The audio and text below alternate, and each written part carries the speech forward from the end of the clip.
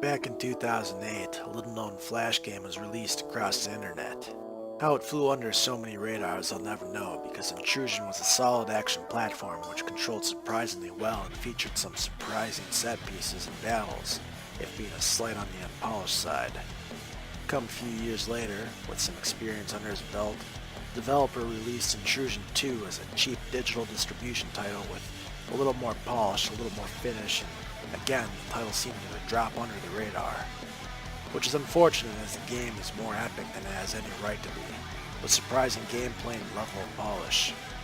Intrusion 2 takes place where the original left off, the tail end of halting a missile strike by replicating an extreme version of a Dr. Strangelove scene involving a giant mech, and doesn't miss a beat from there on out. The first title became progressively more epic as it went along, and Intrusion 2 doesn't regress much in this regard, as even that first starter level to introduce, or reintroduce, you to the movement, controls, and weapons doesn't take long to throw you on the back of a giant wolf, leaping across ledges and tearing opponents apart left and right. But let me back up a bit for those unfamiliar with the previous title.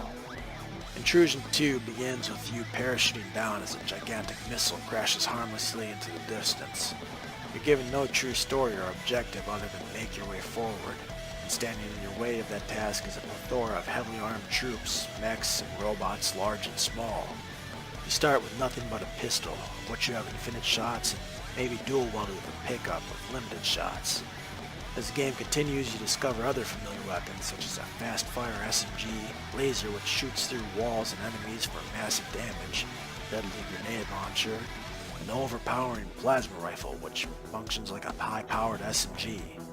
It's a decent standard set of weapons with which to confront the various game obstacles, ones you in turn must face as well as enemy infantry carries the same arsenal as you. On top of these, you might find a large heavy machine gun, dropped by certain mech units which can annihilate most enemies. Speaking of, there are a few vehicle types in game. The aforementioned Wolf is fast and rips through infantry, though it can be a little unwieldy, as it's difficult to change direction or build up speed. It's probably the most unpolished aspect of the game, though it's thankfully short, optional, and honestly badass enough to easily be forgiven. Aside from that, there are 3 mechs you can eventually enter, which, unlike the Wolf, have limited health. You're in actual danger of losing before they blow up and toss you out. The Gunner has a heavy machine gun and missile launcher, which blasts targets with ease. The Sword Mech has a powerful sword swipe good for taking apart heavier opponents, as well as an SMG.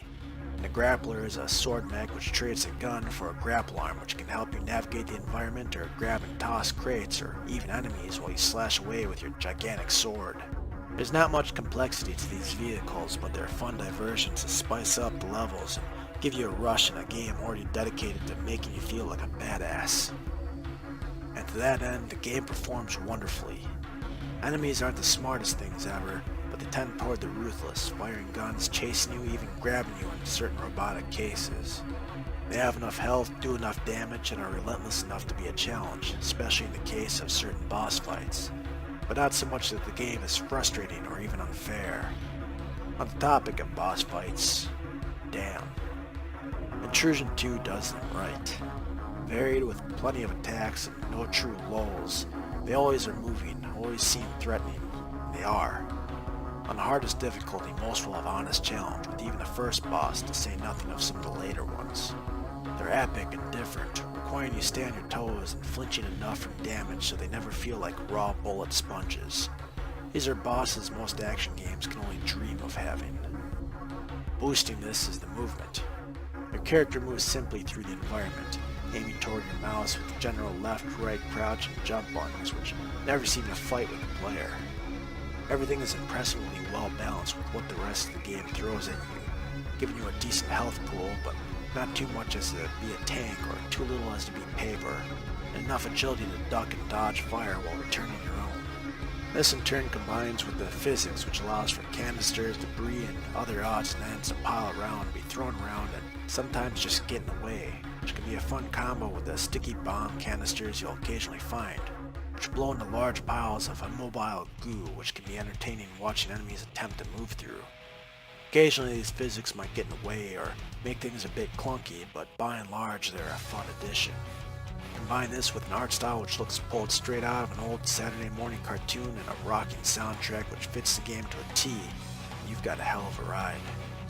All that said, you can probably guess how I'd recommend this title. Intrusion 2 is a throwback to Metal Slug in all the good ways. If you like 2D action platformers with a focus on shooting, this is a game for you. It has a good challenge on harder difficulties while allowing a more laid-back run on easy, and is very well balanced around each of these difficulties. There's no story to be had, but it doesn't need one. It's raw gameplay start to end with set-piece battles which are often jaw-dropping. In the end, it's easier to find those I wouldn't recommend this game to. If you're not into action platformers, want a deep story, or a more cerebral title, this isn't the game you're looking for. To everyone else, I recommend you give it a try.